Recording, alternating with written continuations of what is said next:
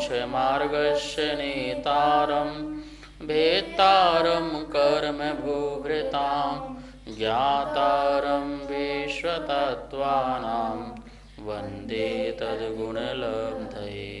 मङ्गलं भगवान् वीरो मङ्गलं गौतमो गणी मङ्गलं कुन्दकुन्दार्यो जैन धर्मोस्तु मंगलम।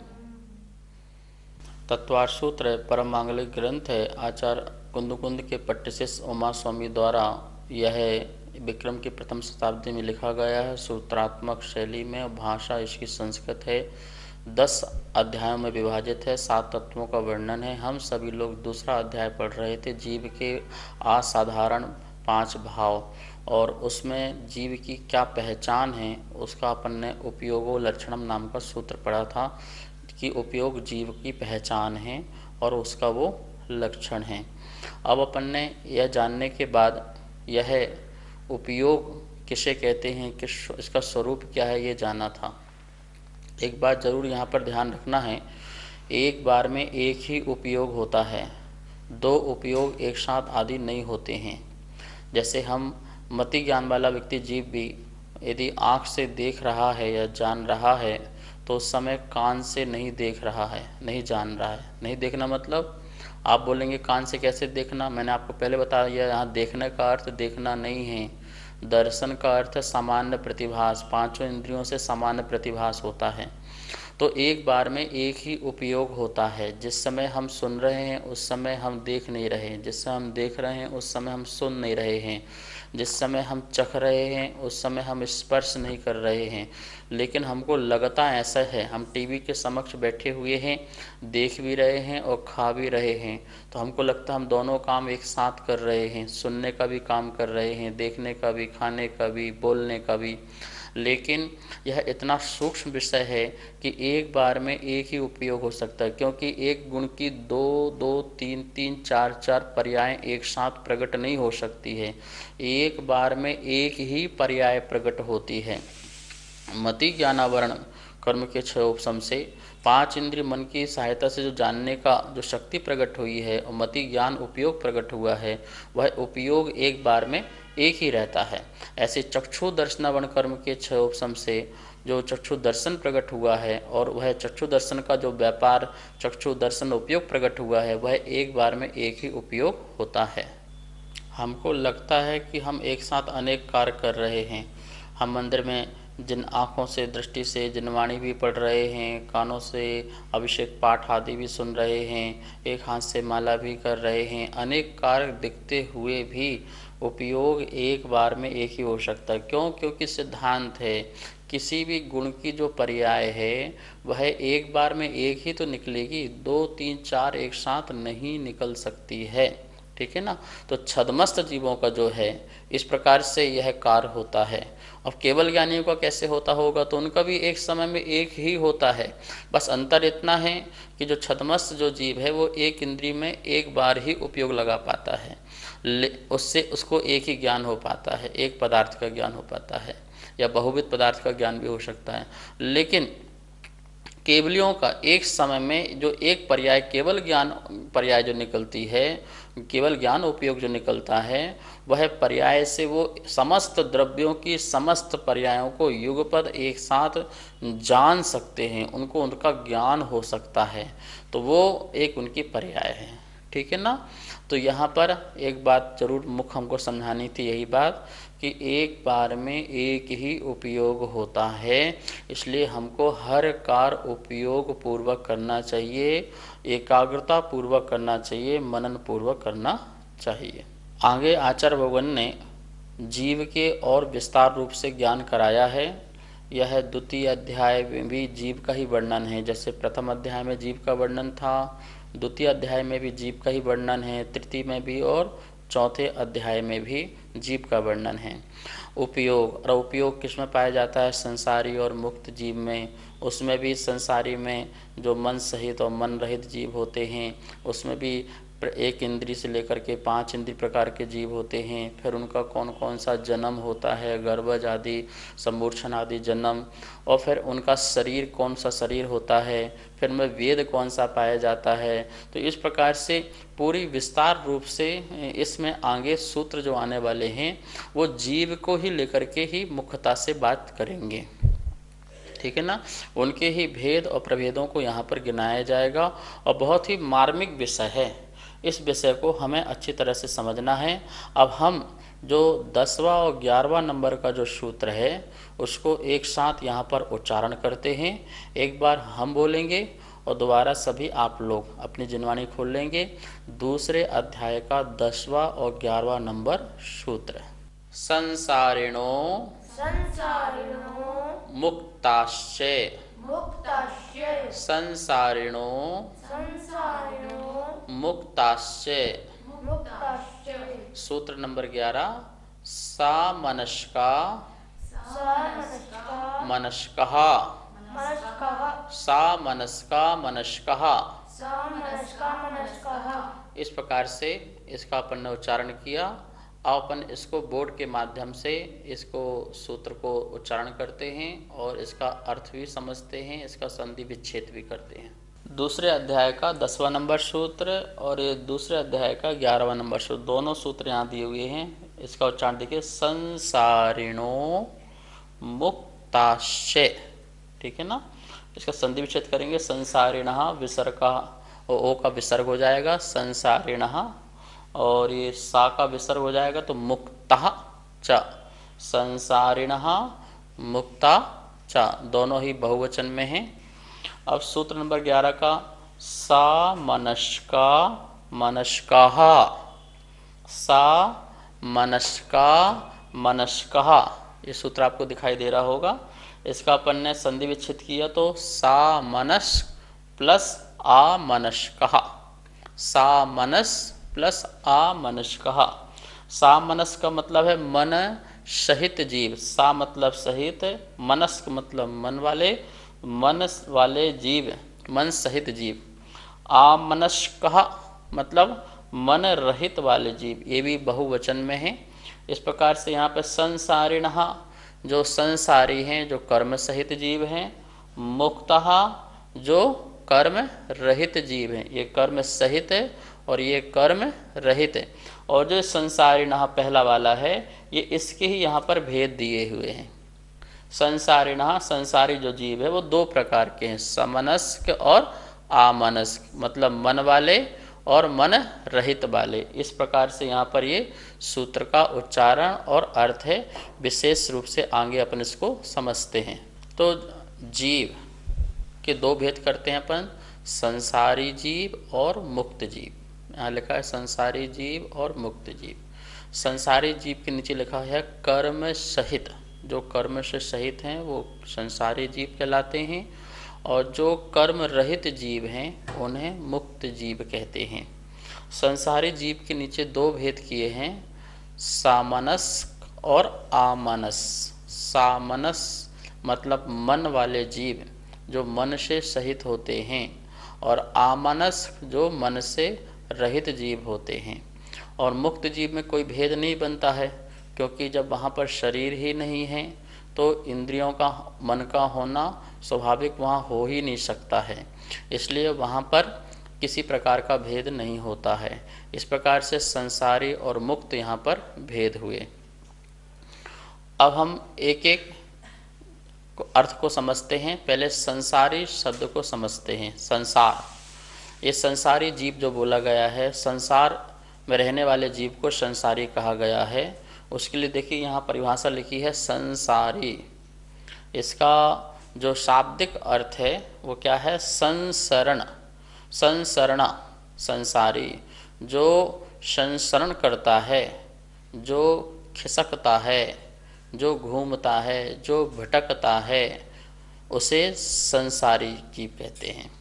अर्थात जो परिभ्रमण करे उसे संसारी जीव करे। 5 प्रकार का परिवर्तन रूप, जो परिवर्तन रूप परावर्तन करे उसे संसारी जीव कहते हैं। और हर जीव का संसार उसके अंदर जो मोह राग द्वेष आदि है वह भाव ही असल में उसका संसार होता है। संसार जो शब्द है वो श्री धातु से बना हुआ है। श्री का मतलब ये होता है सरकना। कोई भी शब्द है वह कोई न कोई धातु से निर्मित होता है और धातु का अपना कुछ न कुछ अर्थ होता है। ज्ञा धातु जानने अर्थ में आती है, क्री धातु करने अर्थ में आती है, श्री धातु सरकने अर्थ में आती है। तो सरकने का नाम संसार है।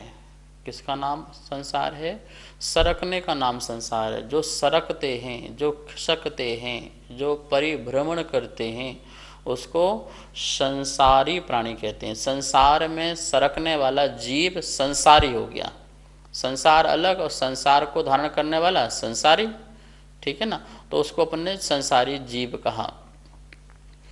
किस प्रकार से यह सरकता है तो अपन इसको अनेक प्रकार से देखते हैं। पहले तो लोग संसार का अर्थ क्या समझते हैं, पहले ये समझिए। संसार लोग समझते हैं जैसे ये लोक है, ये विश्व है, ये पृथ्वी है, तो ये कोई क्षेत्र है, उसे संसार समझते हैं। इसके लिए यहाँ पर ये वाले संसार की बात यहाँ पर नहीं चल रही, क्योंकि जीव का प्रकरण चल रहा है। इसलिए यहाँ पर संसार कौन सा है ये अपन को समझना है। सरकना, किस चीज़ से सरकना? जीव अपने स्वभाव से जब सरक जाता है, अर्थात अपने विभाव को प्रकट करता है। राग द्वेष मोह को प्रकट करना ही अपने स्वभाव से सरकना है, अपने स्वभाव से खिसकना है, अपने स्वभाव से च्युत होना है। क्योंकि उसका जो स्वभाव था वीतराग प्रणा, वो स्वभाव उसका प्रकट नहीं हो पाया और वह विभाव में भी अनादि काल से चल रहा है, तो अपने स्वभाव से च्युत है ना वो। तो राग द्वेष मोह आदि ही उस जीव का क्या है? संसार है। और ऐसे संसार को धारण करने वाला संसारी जीव कहलाता है। बात समझ में आई ना। इसी के कारण ही उसकी जो प्रवृत्ति है वो 4 गति रूप होती है। किस रूप होती है? मनुष्य गति, तिरंच गति, देव गति, नरक गति। इन 4 गतियों में जो परिभ्रमण करता है वह किसके कारण भ्रमण करता है? वो अपने ही स्वभाव से च्युत होने के कारण सदा ही विकृत परिणाम, राग द्वेष मोह परिणाम, ये जो परिणाम हैं मिथ्या परिणाम हैं, उसके कारण संसार में परिभ्रमण करता है। अथा अपन ये कह सकते हैं संसार 2 प्रकार का है जीव का, एक द्रव्य संसार और एक भाव संसार। कितने प्रकार का? 2 प्रकार का संसार, द्रव्य संसार और भाव संसार। द्रव्य संसार 4 गतियां जो हैं वो जीव की द्रव्य संसार है, जो उस पुद्गल आदि कर्म आदि के निमित्त से चारों गतियों में जो चक्कर लगाता है, 84 लाख योनि में जो जन्म और मरण करता रहता है, ऐसा वह संसार उसका वो द्रव्य संसार है। ठीक है। भाव संसार उस जीव की ही अपने विकारी परिणाम, जो उसके विकारी परिणाम कौन से हैं? मिथ्यात्व एक विकारी परिणाम है उसका, राग द्वेष मोह भी उसका विकारी परिणाम है। असल में तो जीव का सबसे बड़ा संसार यदि है तो मिथ्यात्व भाव ही सबसे बड़ा संसार है। अनंत काल बीत गए इस जीव को इस संसार में भटकते हुए, उसका एक ही मात्र कारण है मिथ्या बुद्धि। इस विपरीत बुद्धि के कारण, तत्व को न समझने के कारण, सही गलत का निर्णय न करने के कारण यह जीव संसार में दुखी हो रहा है। यह संसार में कर्मों के फल को भोगे जा रहा है और अपने आप की पहचान नहीं कर पा रहा है, 100 पर का भेद ज्ञान नहीं कर पा रहा है, सही गलत का निर्णय नहीं कर पा रहा है। महानुभाव, तो इसको हम कहते हैं संसार। अब आपको समझ में आ गया ना। यदि हम 3 लोग को संसार कहें, ऐसा नहीं संसार का मिलता नहीं है, उसको कहा नहीं शास्त्र में, कहा है, पर सुनिए, 3 लोग को यदि हम संसार में कहें तो क्या हो जाएंगे? सिद्ध भगवान भी संसारी हो जाएंगे। ठीक है ना, क्योंकि वो भी संसार में हैं, वो भी तो 3 लोक के अंदर ही तो हैं सिद्ध शिला, तो वो भी क्या हो जाएगी, संसार कहलाएंगे, संसारी जीव कहलाएंगे। लेकिन वो 3 लोक में होते हुए भी आचार्य भगवान जो संसार बताना चाह रहे हैं वो द्रव्य संसार और भाव संसार की बात कहना चाह रहे हैं। क्योंकि सिद्ध शिला आदि में जो जीव विराजमान है तनुवात वलय में, उनके अंदर संसार नहीं है, वो सरकते नहीं हैं, वो अपने स्वभाव से च्युत नहीं होते हैं। जो उनका स्वभाव है, केवल ज्ञान जो उनका स्वभाव है, जो उनका शुद्ध स्वरूप प्रकट हो गया है, उस शुद्ध स्वरूप से कभी भी 3 काल में वो च्युत नहीं होंगे, इसलिए वो संसारी नहीं हैं। ठीक है ना। तो मेन जो अपना संसार का अर्थ लगाना है, निश्चय से संसार का अर्थ यही है कि हम अपने ही विभाव के कारण जो भटक रहे हैं वो हमारा संसार है। और व्यवहार से संसार लगाना है तो कर्मों के कारण जो जीव जो है चारों गतियों में भ्रमण करता है उसका नाम संसार है। तो ऐसा भ्रमण करने वाला तीनों लोक में जन्म लेता है, तीनों लोकों में। देखिए सिद्धशिला के पास ही वहाँ पर भी निगोदिया जीव होते हैं, वहाँ भी त्रिंच गति के जीव हैं। त्रिंच गति के जीव तो पूरे 3 लोक में ठसाठस भरे हुए हैं, एक भी स्थान खाली नहीं है जहाँ पर त्रिंच गति के जीव ना पाए गए हों। एक इंद्रिय जीव आदि, सूक्ष्म भी, बादर भी, इस प्रकार से व्यवस्था है। और देवगति तो ऊर्ध्वलोक में है, अधोलोक में नरक गति है, मध्यलोक में मनुष्य और त्रिंच जीव पंचेंद्रिय आदि जीव हैं, और इसी मध्यलोक में ही सुमेरु पर्वत के चक्कर लगाने वाले जो देव ज्योतिष देव आदि भी हैं। तो इस प्रकार से पूरा संसार का बाह्य संसार है, और बाह्य संसार में भ्रमण करने वाला जो जीव है वो संसारी जीव कहलाता है। तो अपन को ये परिभाषा समझ में आ गई, ठीक है ना। अब मुख्य बात यहाँ ये समझना है कि जो संसारी और मुक्त 2 भेद जो किए हुए हैं वो जो है वो कर्म सापेक्षता से और कर्म निरपेक्षता की अपेक्षा कहा है। नमोस्तु आचार्य श्री। यहाँ पर संसारी और मुक्त जीव के जो 2 भेद किए हैं वह द्रव्य की अपेक्षा से है या पर्याय की अपेक्षा से? यहाँ पर जो संसारी और मुक्त जीव के जो भेद किए गए हैं वह द्रव्य की अपेक्षा नहीं, पर्याय की अपेक्षा भेद हैं। द्रव्य की अपेक्षा भेद कर देंगे तो क्या हो जाएंगे, 2 पार्ट हो जाएंगे कि इतने जीव तो संसारी ही रहते हैं और इतने जीव मुक्त रहते हैं। मुक्त जीव परमानेंट मुक्त वाले हो जाएंगे और संसारी जीव परमानेंट संसारी वाले हो जाएंगे। लेकिन यहाँ पर द्रव्य की अपेक्षा भेद नहीं करना कि संसारी जीव द्रव्य और मुक्त जीव द्रव्य, ऐसा नहीं करने का। पर्याय की अपेक्षा से है। जो एक पर्याय पहले संसार की थी, दूसरे समय बाद वह सिद्ध अवस्था की उसकी पर्याय हो सकती है। पहले अशुद्ध दशा और फिर शुद्ध दशा। एक ही जीव की पहले अशुद्ध दशा होती है, पहले बंध होता है और बंध पूर्वक फिर मोक्ष होता है।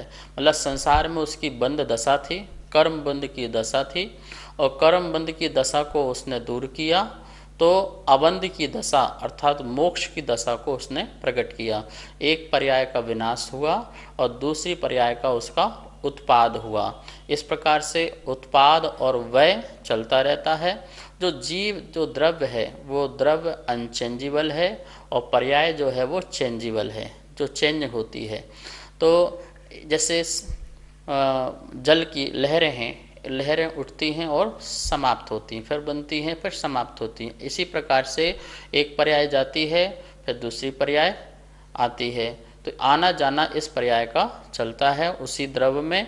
तो यहाँ पर द्रव्य की अपेक्षा संसारी और मुक्त जीव के भेद नहीं किए गए हैं, अपितु पर्याय की अपेक्षा से जीव के यहाँ पर भेद किए गए हैं। वही संसारी जीव पुरुषार्थ करके मुक्त हो जाता है, सिद्ध अवस्था को प्राप्त हो जाता है। तो अवस्था की अपेक्षा से यहाँ पर भेद हैं, यह ध्यान में रखना। एक बार अपन सूत्र को पुनः देखते हैं। संसारिणो मुक्ताश्च, आपने सूत्र देखा होगा, तो उसका क्या लिखा है संधि विच्छेद संसारिणः मुक्तः च। चा मतलब वो जो जीव की अनुवृत्ति चली आ रही है वो लेना है चा से, कि वही जीव का ही जो भाव चल रहा था, जीव की पहचाना, वो जीव के भेद, ये चा शब्द से लेना है, ठीक है ना। और संसारिणः बहुवचन है और मुक्तः ये भी बहुवचन है। संसारिण शब्द से संसारिणः और मुक्त शब्द से मुक्तः, ये बहुवचन बनता है। प्रश्न हमारे जहन में उठना चाहिए, मन में उठना चाहिए कि संसारिणः भी बहुवचन क्यों लिया है और मुक्ता भी शब्द जो है बहुवचन क्यों लिया गया है। तो यहाँ पर यह बात लगाना है कि संसारी बहुत हैं और मुक्त जीव भी बहुत हैं। संसारी जीव तो बहुत है ही हैं, लेकिन मुक्त जीव भी सोचो कोई एक दो मुक्त जीव ही हों। जैसे अन्य दर्शनों में बोलते हैं सबका मालिक एक ही है, भगवान एक ही है, बाकी तो सब उसकी अंश हैं, एक ही ब्रह्मा हैं, एक ही भगवान हैं, इस प्रकार से लोग बोलते हैं। तो यहाँ पर ऐसा नहीं है, बोले संसारी जीव भी अनंतानंत हैं और मुक्त जीव भी अनंतानंत हैं। ये बात अलग है, संसारी जीव की राशि ज़्यादा है, मुक्त की कम है। लेकिन मुक्त कम का मतलब ऐसा नहीं कि 2 4 5 10 ही हों, वो भी अनंतानंत ही हैं। बोलते हैं ना अनंतानंत सिद्ध परमेष्टि भगवान की जय जयकार जब लगाते हैं, तो इसलिए दोनों को बहुवचन में रखा है कि संसारी भी बहुत और मुक्त जीव भी बहुत हैं। यह बताने के लिए यहाँ पर दोनों को सूत्र में बहुवचन रूप में रखा गया है। इस बात को हमें जानकारी रूप में रखना, कभी आपको कोई पूछे या आप स्वयं समझने के लिए, क्योंकि व्याकरण के अनुसार जब हम पढ़ते हैं तो उसमें भी हमें कुछ बातों का ज्ञान होना चाहिए। नमोस्तु आचार्य श्री। सूत्र में सबसे पहले संसारी जीवों को क्यों ग्रहण किया है? सूत्र में जो संसारी जीव को पहले लिया है, इसका भी बहुत बड़ा रहस्य है। उमा स्वामी भगवान जब भी कोई चीज़ लिखते हैं सूत्र में, तो उसमें रहस्यात्मक चीज़ होती है। संसारी जीव को पहले लिखने का 3 कारण हैं। पहले तो संसारी जीव के भेद प्रभेद बहुत होते हैं, सबसे ज़्यादा संसारी जीव ही पाए जाते हैं, ठीक है ना। एक निगोद शरीर में अक्षय अनंत जीव राशि है, और जितने जीव संसार मुक्त को प्राप्त हो चुके हैं, सिद्ध अवस्था को प्राप्त हो चुके हैं, देखा जाए तो एक निगोद शरीर में जितने जीव हैं उतना अभी खाली भी नहीं हुआ, ऐसे अनंत निगोद शरीर हैं, ठीक है। तो इसलिए सबसे ज़्यादा जीव यदि राशि पाई जाती है तो वो किसकी पाई जाती है? संसारी जीव की, पहला कारण है। और उसके भेद प्रभेद भी बहुत पाए जाते हैं। मुक्त जीव के क्या भेद प्रभेद हैं? मुक्त जीव के कोई भेद और प्रभेद नहीं होते हैं कि सिद्ध 2 प्रकार क्यों, ऐसे नहीं। लेकिन संसारी जीव के भेद प्रभेद बहुत पाए जाते हैं। जीव समास आदि जब अपन पढ़ेंगे तो समझ में आएगा। तो पहला कारण तो यही है कि उनकी संख्या बहुत होती है और भेद प्रभेद बहुत होते हैं। दूसरा कारण है संसार पूर्वक ही मोक्ष होता है। संसार पूर्वक मोक्ष दिखाने के लिए सबसे पहले संसारी जीवों को पहले स्थान पर दिया। और तीसरा कारण यह है कि संसारी जीव हमें कुछ हद तक प्रत्यक्ष दिखाई देते हैं। सूक्ष्म जीव को छोड़ दो, जो त्रियंच में जो एक इंद्रिय सूक्ष्म है वो तो दिखते नहीं हैं, लेकिन अधिकांशतः जीव जो हैं हमें प्रत्यक्ष दिखाई दे जाते हैं। तो प्रत्यक्ष दिखाई देने के कारण संसारी जीव को पहले, क्योंकि जो हम जानते हैं सबसे पहले हम उसको जान लें। और सिद्ध भगवान जो हैं वो परोक्ष जीव हैं, जो इंद्रियों मन से देखे नहीं जा सकते हैं, अनुभवगम्य नहीं हैं, मात्र उनका ज्ञान हो सकता है। तो इसलिए उनको द्वितीय अवस्था में रखा है सूत्र में। तो अपन ने यहाँ पर देखा 3 कारणों के कारण संसारी जो शब्द है सूत्रकार ने सबसे पहले रखा। पहला, संसारी जीव बहुत ज़्यादा हैं, भेद प्रभेद हैं। दूसरा कारण, संसार पूर्वक ही मोक्ष होता है। और तीसरा कारण कि संसारी जीव क्या हैं? प्रत्यक्ष हमें दिखाई देते हैं। इस कारण यहाँ पर सूत्र में यह पहला संसारी शब्द रखा है। और बाद में मुक्त शब्द जो रखा है कि संसार पूर्वक हमें मोक्ष होना है, हम बंध से अबंध की ओर जाएंगे, बंध से मोक्ष की ओर जाएंगे। तो हमें बंध का ज्ञान होते ही बंध का अभाव करेंगे और फिर मोक्ष दशा को हम प्रकट करेंगे। अर्थात हमारी जो शुद्ध पर्याय है वो मुक्त दशा है और जो अशुद्ध पर्याय है वो संसार दशा है। तो अशुद्ध दशा का ज्ञान कराने के लिए और हम अशुद्ध हैं इस बात को बताने के लिए कि हम शुद्ध हो सकते हैं, इस बात का ज्ञान कराने के लिए द्वितीय अवस्था में मुक्त शब्द को यहाँ पर सूत्रकार ने रखा है। अर्थात पहले में संसारी और दूसरे में मुक्त। इस प्रकार से यहाँ पर हमने इस सूत्र को समझा। अब इस सूत्र का जो भी और रहस्य होगा इसे अगली क्लास में हम जानेंगे। वंदना जैन, ऋषिकेश, उत्तराखंड। आपका प्रश्न है कि उद्वेलना किसे कहते हैं और किसकी होती है। देखिए, कोई सम्यक दृष्टि जीव है और उसका मिथ्यात्व कर्म का उदय आया या अनंतवंती कषाय का उदय आया तो वह प्रथम गुण स्थान में पहुंचता है।